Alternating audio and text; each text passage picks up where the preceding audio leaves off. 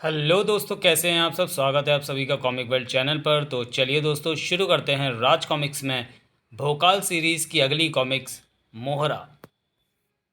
इसके पहले की सभी कॉमिक्स आपको भोकाल की प्लेलिस्ट में मिल जाएंगी। मोहरा। अपने प्राण बचाने अपने प्रण को निभाने के लिए सदा विकासनगर की रक्षा में व्यस्त रहने वाला महाबली भोकाल को कुछ समय अपने लिए भी मिल जाता है, और ऐसे समय का सदुपयोग वह अपनी पारिवारिक जिम्मेदारियों को निभाने में करता है। वर्षों बाद आज ऐसा अवसर मिला है जब हम आपके साथ कहीं भ्रमण को जा रहे हैं। आहा, राजधानी की भीड़ भाड़ से अलग वन का ये शांत वातावरण कितना मनोहारी है। तुमने ठीक कहा सलोनी, इस वातावरण में बच्चे भी खुश रहेंगे। प्रकृति की छटा का आनंद लेते भोकाल और उसकी पत्नियां नहीं जानती थी कि मन को हर लेने वाला ये शांत वातावरण कुछ क्षणों बाद ही अशांत होने वाला था।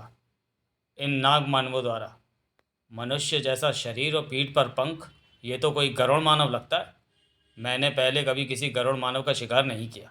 भाग्य से आज ये मौका मिला है, इसे मैं हाथ से नहीं जाने दूंगा। इसका शिकार करने का सबसे अच्छा साधन ये है कि इस नागपाश को फेंककर उसे बेबस कर दिया जाए। अरे, ये क्या बीज है जिसने मुझे जकड़ लिया। सॉरी, चीज़ है। किसने फेंका इसे? इसे नागपाश कहते हैं और इसे हमने फेंका है। प्यारे गरुड़ मानव, अब हम आराम से तेरा शिकार कर सकेंगे। ओह, ये तो नाग मानव लगते हैं। ये पाताल में रहते हैं, लेकिन ये मुझे भूल से गरुड़ मानव समझ रहे हैं। तुम्हें गलत फहमी हुई है, मैं गरुड़ मानव नहीं हूँ। कृपया अपना नागपाश खोलकर मुझे आज़ाद करो। हा हा हा हा हा हा। हर गरुड़ मानव पकड़े जाने के बाद ऐसे ही बोलता है, लेकिन हम तेरी बातों में आकर तेरा शिकार करने और इन सुंदर स्त्रियों को पाने का अवसर नहीं गंवाने वाले। एक ने झपट कर रूपसी का हाथ पकड़ लिया। इसी के साथ क्रोध से चीख उठा भोकाल, छोड़ो उसे और अपना नागपाश खोलो। बहुत चिल्लाता है तू, अभी तुझे सदा के लिए चुप कर देगा ये नाग भाला। इधर नाग मानव के हाथ से भाला छूटा और इधर भोकाल के कंठ से वह बोल फूटा, भोकाल। भौचक के सामने के दृश्य को देखते रह गए दोनों नाग मानव। अत्यंत शक्तिशाली नागपाश को उसने तोड़ डाला। असंभव। अद्भुत ढंग से उसके हाथ में एक तलवार भी आ गई है। आने दे, मैं भी नागलोक का सर्वश्रेष्ठ योद्धा नागवीर हूँ, और नागवीर के हाथ में जब ये सर्प खड़ग होती है तो उसके सामने ना तो कोई तलवार ठहर पाती है, टनाक, और ना उसका प्रतिद्वंदी, टनाक।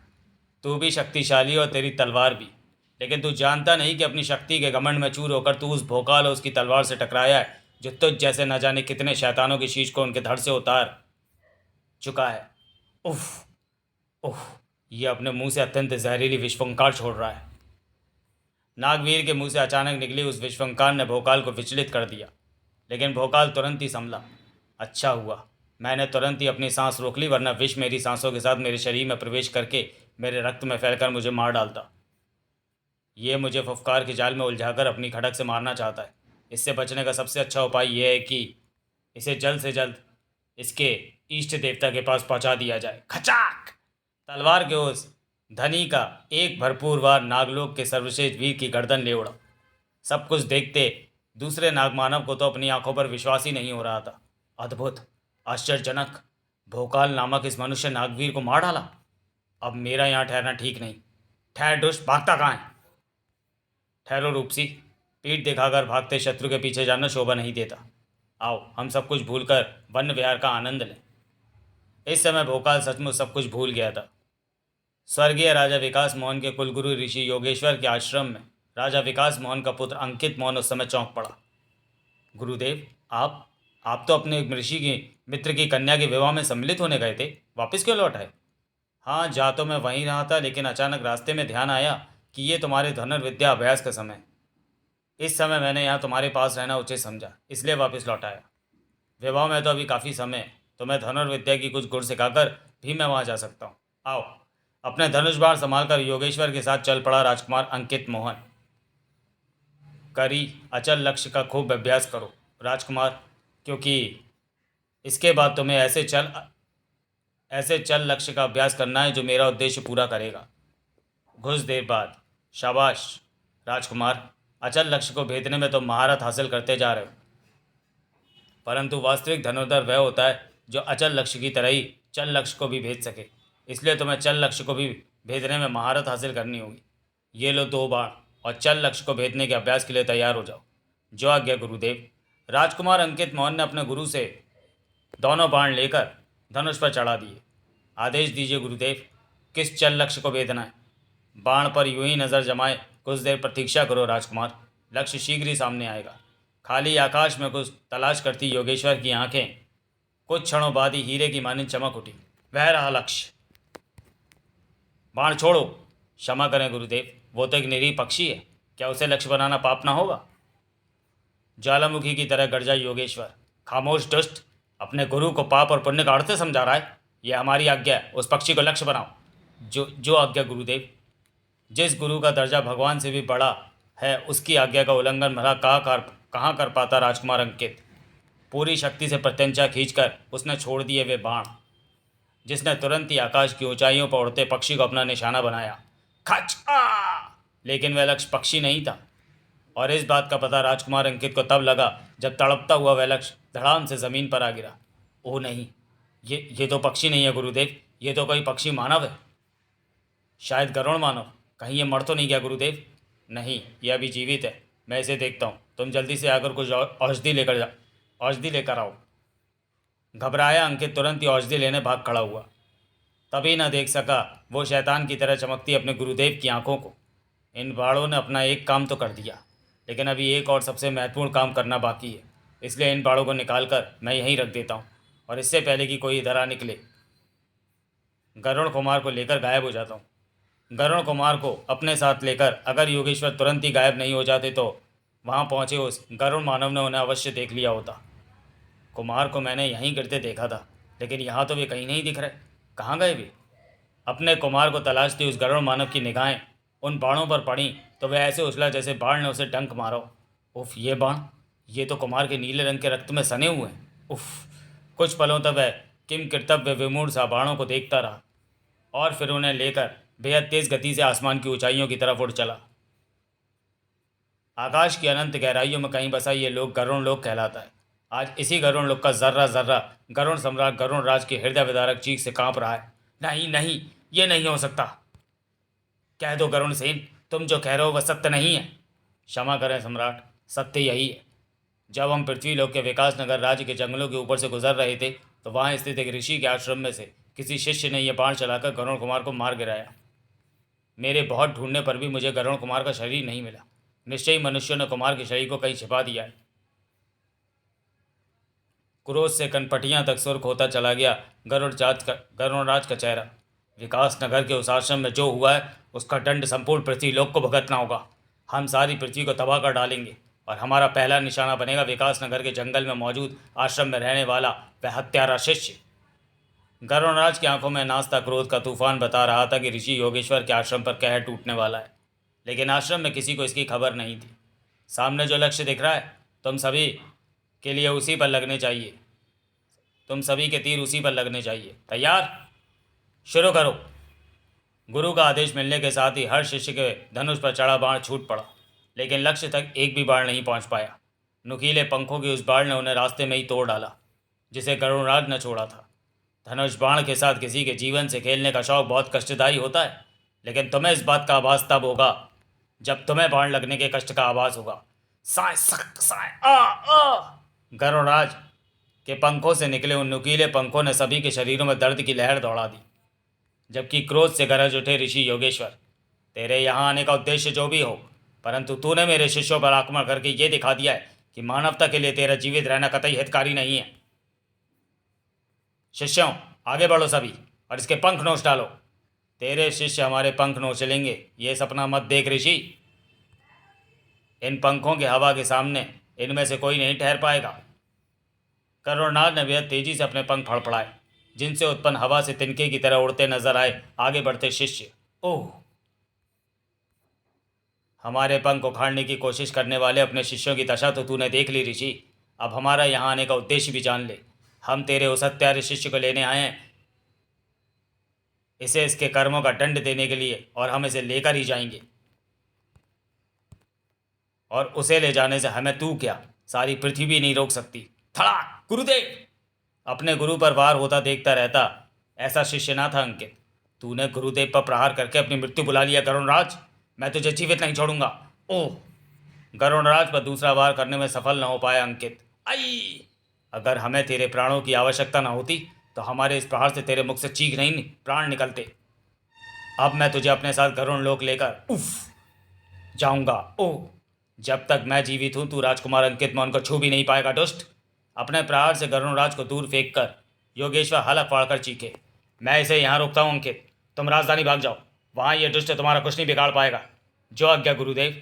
राजकुमार अंकित ने तुरंत दौड़ लगा दी और एक घोड़े पर सवार होकर राजधानी की तरफ भाग खड़ा हुआ। इधर ऋषि योगेश्वर अभी भी गरुड़राज के पंखों से लिपटे हुए थे। जब तक राजकुमार अंकित राजधानी नहीं पहुंच जाता तुम मुझसे अपने पंखों को नहीं छोड़ा पाएगा। राजकुमार अंकित के लिए अगर तू अपने प्राण गंवाना ही चाहता है ऋषि, तो ले, मैं तेरी इच्छा पूरी कर देता हूँ। आह! गरुड़राज के नुकीले पंजे योगेश्वर की छाती में गहरे तक धंसते चले गए। अब वे गरुड़राज का प्रतिशोध कर पाते इतनी ताकत नहीं बची थी उनके शरीर में।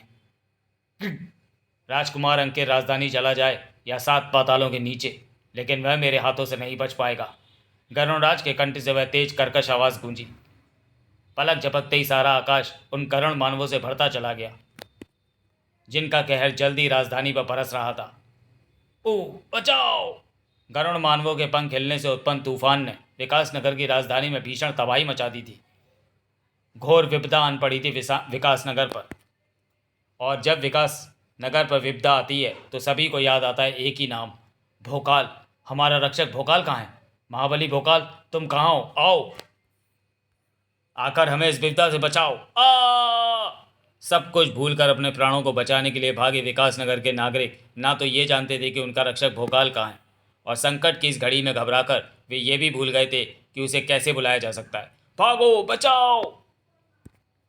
लेकिन विकासनगर के जंगलों में रहने वाला एक व्यक्ति शायद भोकाल को बुलाने का तरीका जानता था, और वो व्यक्ति ऋषि योगेश्वर था, जो अपने लहूलुहान शरीर की परवाह किए बिना तब तक भागते रहे जब तक उस स्थान पर ना पहुंच जाए जहां मौजूद था अखंडनाथ।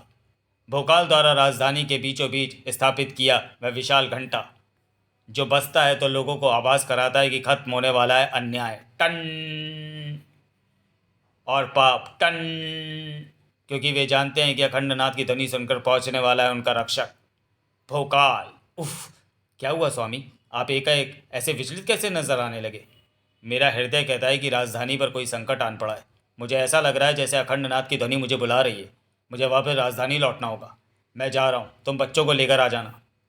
भोकाल के विचलित मन ने उसे पंख फैलाने के लिए विवश कर दिया था, और उसकी वह विचलता व्यर्थ भी नहीं थी, क्योंकि सचमुच संकट में थी राजधानी, और अब वह संकट राजमहल तक पहुँच गया था।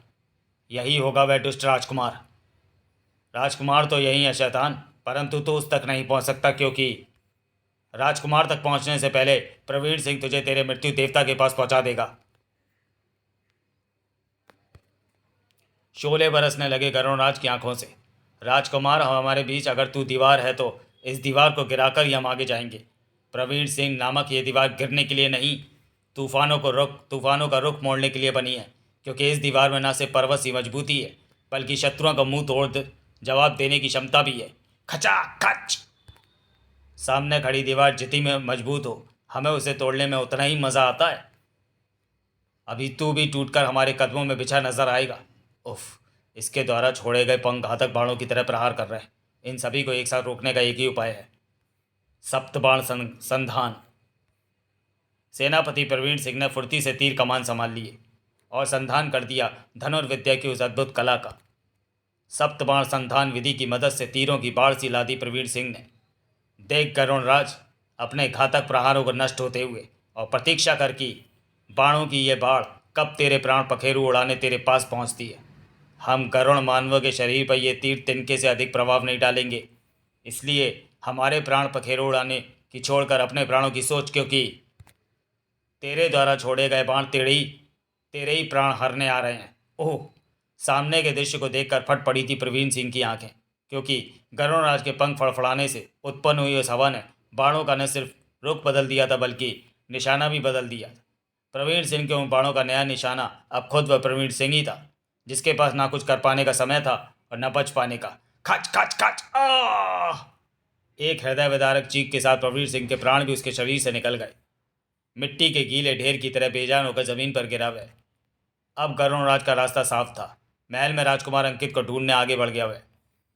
लेकिन महल में इतना आसान नहीं था उसका आगे बढ़ते रहना।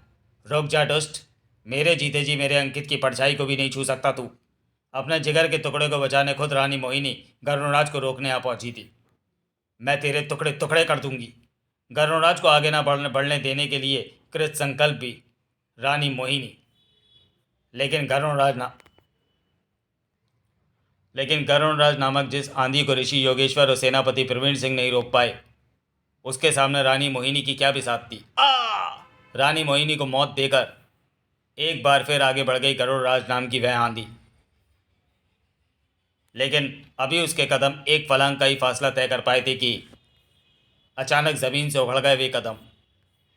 और जिस प्रहार ने गरुड़राज के कदमों को उखाड़ दिया था उसे करने वाला था महाबली भोकाल। विनाश का जो तांडव तूने विकास नगर की धरा पर खेला है शैतान, अपने लहू से तुझे उसका हिसाब देना होगा। हतप्रभ शब्द सा भोकाल को देखता रह गया गरुड़राज। आश्चर्य है, पृथ्वी पर किए विनाश का हिसाब मांगने परीलोक का एक परा आया है। तूने ठीक पहचाना गरुड़राज, भोकाल परीलोक का परा ही है, लेकिन पृथ्वी इस परे की कर्म भूमि है। और भोकाल ने प्रण लिया हुआ है कि जब तक वह जीवित है तब तक तुझ जैसे शैतानों से अपनी इस कर्म भूमि की रक्षा करता रहेगा। क्रोध की आग उगलता समला गरुड़राज, मेरे विचार से तू पहला ऐसा बदनसीब परा होगा जिसकी चिता परीलोक पर नहीं पृथ्वी पर जलेगी।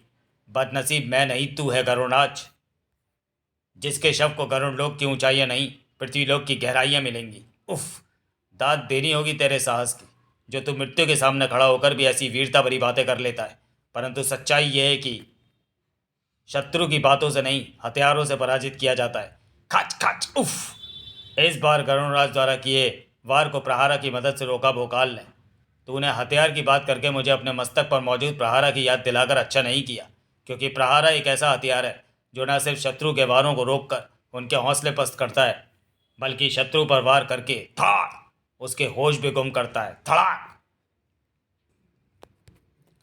तेरे पंखों को कतरने का श्रेय भी इसी हथियार को जाएगा गरुड़राज। काच। तेरा यह अस्त्र वास्तव में बहुत विध्वंसक है, इसलिए इसका तेरे मस्तक पर रहना ठीक नहीं। क्रिया। गरुड़राज के कंठ से निकली उस आवाज की तुरंत प्रतिक्रिया हुई। कहीं से उड़कर वह गरुड़ मानव वहां पहुंचा और झपट्टा मारकर भोकाल के मस्तक पर रखा प्रहारा ले उड़ा। ओ! लेकिन वह प्रहारा लेकर आंखों से ओझल हो जाता भोकाल ने उसे इतना मौका नहीं दिया। खच। लेकिन प्रहारा उठाकर अपने मस्तक पर नहीं रख पाया वह। भोकाल के हाथों से सरसराई उस टूटी तलवार ने उसकी गर्दन उड़ाकर उसे प्रहारा सहित वहीं गिरने के लिए मजबूर कर दिया। लेकिन प्रहारा उठाकर अपने मस्तक पर नहीं रख पाया वह। हम समझ चुके थे कि वह हथियार तेरे मस्तक पर रहकर ही कारगर है, इसलिए उसे उठाकर तू दोबारा अपने मस्तक पर रख पाए, इतना अवसर नहीं देंगे हम तुझे। उफ, यह मुझे संभलने का कोई भी मौका दिए बगैर मुझ पर पागलों की तरह प्रहार किया जा रहा है। आह, इसका सामना तो अब तभी किया जा सकता है जब मैं पुकारूं भोकाल। महाबली भोकाल का वह नाम जो भोकाल के एक हाथ में देता है तूफान को भी अपने सीने पर रोक लेने वाली चमत्कारी ढाल, दूसरे हाथ में देता है फौलाद के सीनों को भी फाड़ देने वाली चमत्कारी तलवार, और शरीर में भरता है दसियों हाथियों को भी पछाड़ देने वाला बल। अब भोकाल तेरा काल बनेगा। धड़ाक।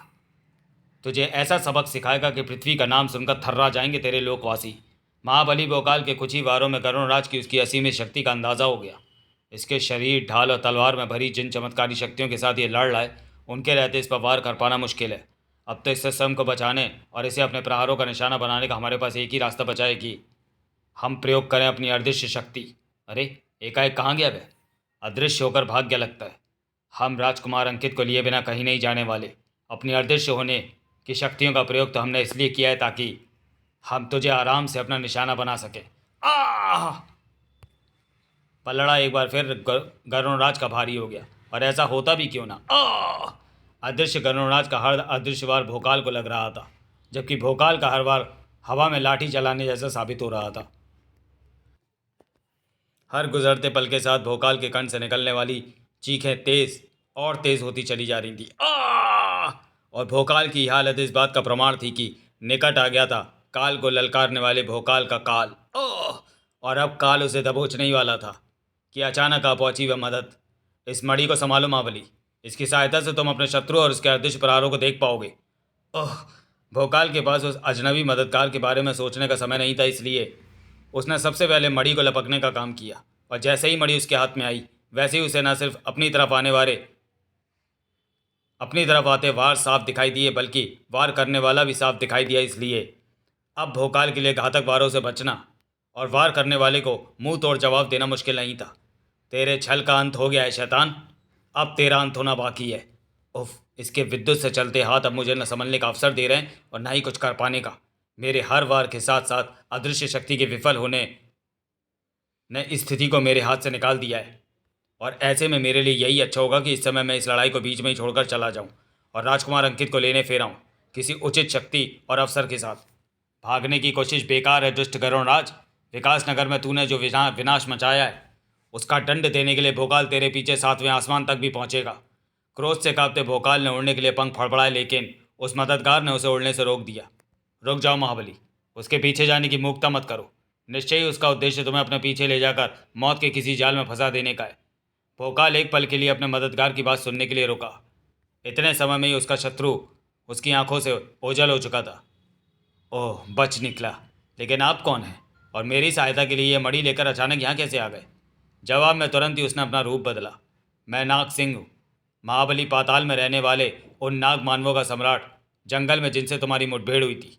तुम्हारे हाथ से बच निकले मेरे सेवक ने जब पाताल लोक में पहुंचकर सारी बातें मुझे बताईं, तो मुझे मालूम हुआ कि नागवीर ने तुम्हारे साथ कैसा दुर्व्यवहार किया था। उसकी क्षमा मांगने मैं तुम्हारे पास आया था। पृथ्वीवासी मुझसे भयभीत न हो जाएं, इसलिए अपनी इच्छाधारी शक्ति से मैं मानव रूप धरकर यहाँ पहुँचा। यहाँ जब मैंने तुम्हें गरुणराज के हाथों घायल होते देखा, तो तुम्हारी सहायता करना मैंने अपना कर्तव्य समझा। अब तुम मुझे मेरे साथी नागवीर के दुष्कर्म के लिए क्षमा करो। क्षमा मांगकर मुझे शर्मिंदा मत कीजिए नाग सम्राट। आपने मेरी सहायता करके दिखा दिया है कि आप हमारे मित्र हैं। तुमने मुझे मित्रता के लायक समझा, इसके लिए धन्यवाद महाबली। एक मित्र होने के नाते मैं तुम्हारे नगर में गरुणराज द्वारा मचाई तबाही को विस्थापित करने में तुम्हारी सहायता करूंगा, परंतु गरुणराज ने अपने साथियों के साथ मिलकर ये सब किया क्यों? इस प्रश्न का उत्तर तो मुझे भी चाहिए, और ये उत्तर राजकुमार अंकित ही दे सकता है, क्योंकि गरुणराज ने उसी का अपहरण करने के लिए विनाश का ये खेल खेला है। उत्तर सोचने के लिए मजबूर कर देने वाला था। ओह, तुमने जिस गरुण मानव को मार गिराया था वह निश्चय ही गरुणराज का अत्यंत प्रिय होगा। वह उसकी हत्या का प्रतिशोध लेने के लिए ही तुम्हारा अपहरण करना चाहता था। लेकिन तुमने यह पाप किया क्यों? क्यों मार गिराया तुमने उस गरुण मानव को? मैं उसको अपना निशाना बनाना नहीं चाहता था भोकाल चाचा, परंतु गुरुदेव का आदेश था कि मैं उसी को अपना निशाना बनाऊं। गुरुदेव की आज्ञा का उल्लंघन करने के पाप से बचने के चक्कर में मैंने वह पाप कर दिया। रो मत अंकित, अगर तुमने वास्तव में अपने गुरु योगेश्वर के कहने पर उस गरुण को अपना निशाना बनाया था, तो पापी तुम नहीं, तुम्हारा वह गुरु है जिसने तुम्हें वो पाप करने हेतु आदेश दिया। कुमार के गुरु ने ऐसा आदेश क्यों दिया, ये जानने के लिए तुम्हें कुमार को लेकर उनके पास जाना चाहिए। आपने सही कहा नाग सम्राट, मुझे तुरंत ऋषि योगेश्वर से मिलना ही होगा। आप तब तक यहीं रहें, मैं शीघ्र ही लौटूंगा। आओ अंकित। भोकाल तुरंत ही अंकित के साथ योगेश्वर के आश्रम की तरफ चल पड़ा। अगर वह कुछ देर और रुका होता तो वह निश्चय ही उसके कानों में भी पड़ जाती स्तब्ध कर देने वाली वह सूचना। महारानी और सेनापति वीरगति को प्राप्त हो गए। महारानी और सेनापति मारे गए? नहीं। उफ, ये तूने क्या किया भगवान? विकास नगर में सन्नाटा फैला देने वाली थी यह सूचना, लेकिन अभी ऐसी सूचनाओं का अंत नहीं हुआ था, क्योंकि एक बार फिर विकास नगर की धरती पर नजर आ रहा था रानी मोहिनी और सेनापति को मौत के घाट उतारने वाला गरुड़राज। अच्छा हुआ तू इसके साथ जंगल में ही मिल गया भोकाल, वरना इस बार गरुड़राज वो तबाही मचाता कि धूल में मिलकर रह जाती विकास नगर की राजधानी। क्रोध से भभकते गरुड़राज के कंठ से अचानक निकली वह चित्कार जंगल की शांति को भंग करती चली गई। ची ची ची। ओ, ये क्या हुआ? अचानक जंगल की शांति क्यों भंग हो गई? चाक चाक ए। पशु पक्षी अचानक ऐसे भयभीत नजर क्यों आने लगे? कहीं ऐसा तो नहीं जंगल में आने वाला हो कोई तूफान? ओह, सचमुच तूफान आ चुका था जंगल में, और वह संकटों का तूफान था, और उस संकट का नाम था गरुड़राज, जो अपने पंखों को विशिष्ट अंदाज में घुमाकर उत्पन्न कर रहा था वह बवंडर। लाख सावधानी के बाद भी भोकाल जिसमें फंसने से अपने आप को नहीं बचा पाया। शिम शिम शिम शिम शिम। भोकाल चाचा! ओह, मेरे साथ साथ अंकित भी इस भयानक बवंडर में फंस गया है। मुझे अपने आप को संभालना होगा ताकि मैं स्वयं और अंकित को इस बवंडर से बाहर निकाल सकूं। उफ, हवाएं इस बवंडर को इतनी तेजी से घुमा रही हैं कि मैं अपने आप को तनिक भी इस बवंडर से नहीं बचा पा रहा, न ताकत की सहायता से इसे काटकर और न पंखों की सहायता से इससे बाहर उड़कर। लेकिन आसपास के पेड़ों की स्थिति बता रही है कि हवा तो ज़्यादा तेज चल ही नहीं रही। फिर यह बवंडर पैदा करने वाली तेज हवा कहाँ से आ रही है? हा हा हा हा हा। भोकाल के मस्तिष्क में घुमड़ते उन सवाल के जवाब में उसे सुनाई दिया वह ठहाका और दिखाई दिया गरुणराज। ओह, हा हा हा हा हा। काश तू मेरे चले जाने का मतलब ये ना लगाता कि मैं हार गया, तो तेरी यह हालत ना होती। अब मैं अपने पुत्र गरुण कुमार को मृत्यु के कगार पर पहुंचने वाले उस राजकुमार की तो अपने साथ ले ही जाऊंगा, साथ ही तेरे प्राण भी अपने साथ ले जाऊंगा, क्योंकि अपने पंखों से निकले इस बवंडर में मैं ऐसी शक्ति पैदा कर रहा हूं कि इसके घेरे में जो भी चीज़ आएगी वो तुझ पर वार करने के लिए झपटेगी। जैसे ये पेड़ था और ये भाले जिन्हें हमारे साथियों ने तेरे इर्द गिर्द सिर्फ इसलिए फेंका है ताकि वे इस बवंडर में फंसकर ऊपर उठें और तुझे बीन डालें। अपने पुत्र के उस हत्यारे को हम इस बवंडर से निकाल कर अपने साथ ले जा रहे हैं, और जानता है हम ऐसा क्यों कर रहे हैं? हम उसको अपनी आंखों से तड़प तड़प कर मरते देखना चाहते हैं, क्योंकि इसकी बदौलत हमारा पुत्र भी मृत्यु के लिए बुरी तरह तड़प रहा होगा। हम इस दुष्ट को सूर्य की कक्षा में डाल देंगे, वहां से ये धीरे धीरे सूर्य के नज़दीक बढ़ता जाएगा। 3 दिन तक इसकी ऐसी ही हालत रहेगी। 3 दिन तक यह हर पल मृत्यु को महसूस करेगा, ठीक उसी तरह जिस तरह इस समय हमारा पुत्र महसूस कर रहा होगा। और ठीक 3 दिन बाद सूर्य की कक्षा में घूमता हुआ ये सूर्य के ताप की उस परिधि में पहुंच जाएगा जहां पहुंचकर हर एक वस्तु भस्म हो जाती है। और जिस समय यह भस्म होगा उसी समय हमारा पुत्र गरुण कुमार भी मौत के मुंह में समा जाएगा। काश हम उसके घायल शरीर को ढूंढकर उसे नया जीवन देने में सफल हो पाते। पल भर के लिए अपने पुत्र की याद में भर आई गरुड़राज की आंखें एक बार फिर जलती हुई नजर आने लगी। हम इसे लेकर जा रहे हैं भोकाल, अपने मृत्यु देवता के पास पहुंचकर इसके स्वागत की तैयारी करना। यह शीघ्र ही वहां पहुंचेगा। अंकित को लेकर तेजी से अपने लोग की तरफ बढ़ गया गरुड़राज, पीछे भोकाल को मौत से जूझता छोड़कर। उफ, बवंडर के घेरे में आकर अब सिर्फ भाले ही ऊपर उठकर मुझे अपना निशाना नहीं बना रहे हैं, बल्कि छोटे बड़े पत्थर और पेड़ वगैरह भी उखाड़ कर मुझसे टकरा रहे हैं। अगर मैंने इनसे बचाव के लिए तुरंत ही कुछ नहीं किया तो इनमें से कोई भी अपना शिकार बनाकर काल करने वाला बना देगा। अपनी ढाल की मदद से शायद मैं कुछ कर सकूं, लेकिन काम इस ढाल को हाथ में रखने से नहीं, पैरों में रखने से बनेगा। बवंडर के साथ जो भी चीज़ ऊपर उठ रही है वो मुझ पर नीचे से ही प्रहार कर रही है। ढाल को पैरों में अटकाकर भोकाल ने अपना बचाव तो कर लिया था, लेकिन सिर्फ कुछ ही पलों के लिए, क्योंकि अब उस पर प्रहार नीचे से ही नहीं चारों तरफ से होने लगे थे। ओह, मेरे साथ इस बवंडर में घूमने वाले भाले पत्थरों और वृक्षों के तनों वगैरह की संख्या इतनी अधिक हो गई है कि अब वे घूमते घूमते चारों तरफ से मुझसे टकराने लगे हैं। अब बचने का प्रयास करना बेकार है, इसलिए मुझे बचने का प्रयास करना छोड़कर इस बात की प्रतीक्षा करनी है कि भाले पत्थरों और वृक्षों के तनों में से कौन सी चीज़ मुझसे टकराकर मुझे मौत की गोद में पहुंचाती है। भोकाल जैसे महाबली को भी बचने की कोई आस नहीं दिखाई दे रही थी, और भोकाल जैसे महाबली को कोई आस न दिखने का एक ही अर्थ होता है, मौत। क्या भोकाल उस बवंडर में मारा गया? क्या अंकित मोहन सूर्य की अंतिम कक्षा में मारा गया? जानने के लिए पढ़ें मात क्रमशः। तो चलिए दोस्तों, वीडियो को यहीं समाप्त करते हैं और मिलते हैं भोकाल सीरीज़ के अगली कॉमिक और इस कॉमिक के अगले भाग मात में। तब तक के लिए धन्यवाद।